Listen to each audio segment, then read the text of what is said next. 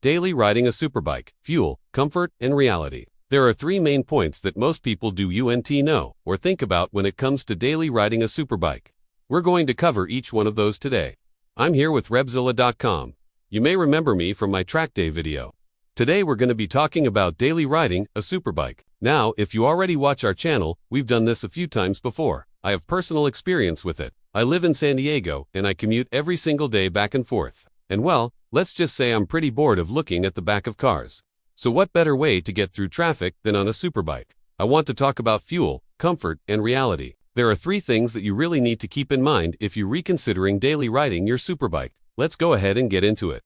Fuel. Now this is a big deal because superbikes run hotter and they run hungrier than your typical naked bike or entry-level sport bike. These bikes were not made for commuting. They were made for weekend rides, maybe track days. But that doesn't mean that you can't do it. If you want to daily ride a superbike, then by all means, but you should be prepared for some extra trips to the gas station. It's going to take a little bit more planning. And what I mean by that is just making sure you know where the gas stations are along your commute. This will vary depending on where you live.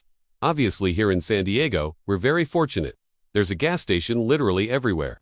So for me, it's not a big issue. If you're living in like Los Angeles, I heard there's a lot of areas without gas stations. So you might have to do a little bit of pre-planning. The average liter bike will give you around 40 miles per gallon. That's a good number to keep in mind. In comparison, a car will get you anywhere between 25 to 30 miles per gallon. So you can see why it's a little bit more taxing on your wallet and it's definitely more taxing on the environment. If you're trying to figure out how much gas you're going to need for your commute, it's best to err on the side of caution and assume you're going to get less than 40 miles per gallon. That way you won't be surprised when you fill up. Also, it's worth noting that these bikes run hotter than your typical commuter bike. Like I said earlier, they weren't designed for commuting. So you're probably going to be sitting in traffic more often than you'd like. And the last thing you want is to overheat your bike. If you are going to be sitting in traffic more often, I recommend getting yourself a set of heated grips.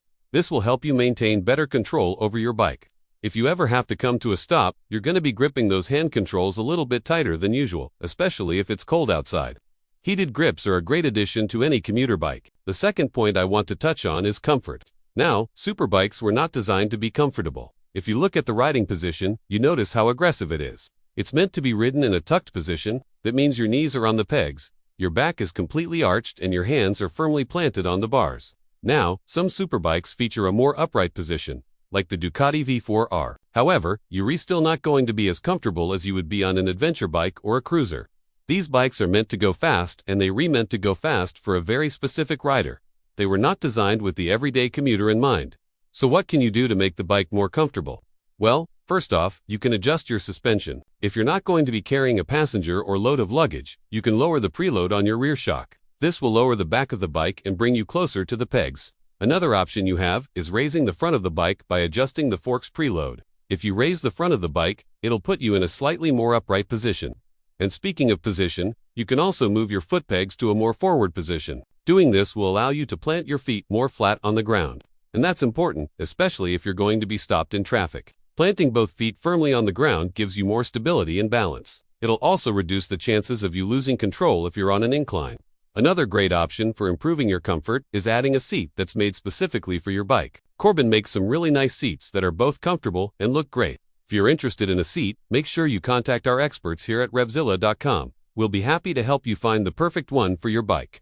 And finally, always wear proper gear. Now this seems like common sense, but you would be surprised at how many people show up to our track days without proper gear. It's always hot when you're suited up in full gear, so make sure you get quality gear that fits properly. Check out our guide to summer motorcycle riding to learn about the gear that we recommend here in San Diego. The final point I want to talk about is reality. Now I want you to ask yourself this: why do you want to daily ride a superbike?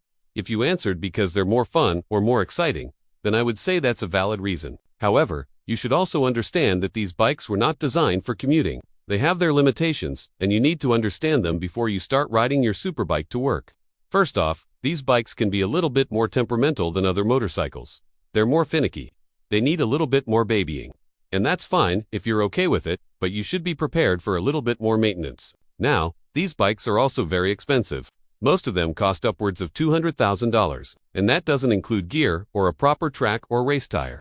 You also need to consider how much your insurance premium will go up. If you tell your insurance company that you Nah, be daily riding your superbike. As I said earlier, these bikes were built for track days or weekend rides. They were not designed for the everyday commute. So if you're planning on daily riding your superbike, make sure you understand the pros and cons. It's also a good idea to speak with other riders who have daily ridden their superbikes. They'll be able to give you some great insight and tips. So is it possible to daily ride a superbike? Yes, it is. However, you need to understand the challenges that come along with it. With that being said, I hope you enjoyed this video. Remember to subscribe to our channel so you never miss an upload. And if you have any questions or comments, drop them below. Thanks for watching, guys. We'll catch you guys back out here again next time. Have a good one.